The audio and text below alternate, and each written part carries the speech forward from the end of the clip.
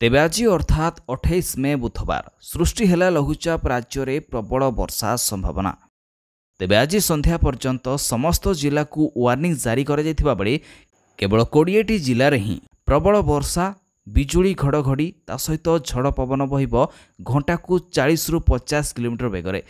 आपर खास करी 5टी जिले में भीषण वर्षा हेब बोली ऑरेंज वार्निंग जारी कर जिलागुड़िक बिजुली घड़घड़ी होगा सहित भीषण वर्षा हेब ता सहित पवनर बेग 50 ରୁ 60 किलोमीटर जाए पहुंचब बोली भुवनेश्वर स्थित आंचलिक पाणीपाग विज्ञान केन्द्र पक्षर कहुई।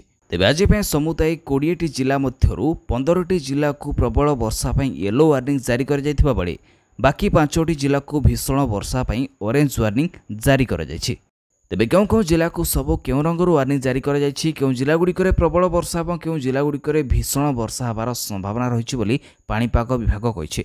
एने संपूर्ण अपडेट जानापी हेले वीडियो को शेष पर्यंत देखंतु। ता सहित चैनल को नुआ कर आसी कवरेज ओडिया को सब्सक्राइब करने सहित नोटिफिकेशन बेल को ऑन कर दिंतु। प्रतिदिन पाणीपाग संबंधी समस्त अपडेट तथ्य सबू जानीपारे। तेबे बंगोपसागर में सृष्टि है लघुचाप आगामी 24 घंटा मध्य अधिक घनीभूत हो स्पष्ट चिन्हित लघुचाप क्षेत्र में परिणत हो। यार प्रभाव में आगामी 3 दिन धरी ओडिशार अधिकांश अंचल अति प्रबल वर्षार संभावना रही। केवल बर्षिबनी बरं बिजुली घड़घड़ी सहित झटका पवन बहिब। एथिपाई किछि जिला को ऑरेंज वार्निंग जारी कर।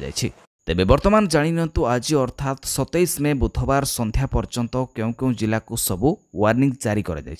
येलो वार्निंग जारी कर 15टी जिला गुड़िक हला मालकानगिरी, नवरंगपुर, कलाहांडी, कंधमाल, गजपति, गंजाम, नयागढ़, खोर्धा, ढेंकानाल, जाजपुर, केन्द्रापड़ा, भद्रक, बालेश्वर, मयूरभंज एवं केन्दुझर। एबे भीषण वर्षा ऑरेंज वार्निंग जारी कर 5टी जिला गुड़िकर ना जानिनंतु। जिला गुड़िक हला कोरापुट, रायगड़ा, पुरी, जगतसिंहपुर एवं कटक।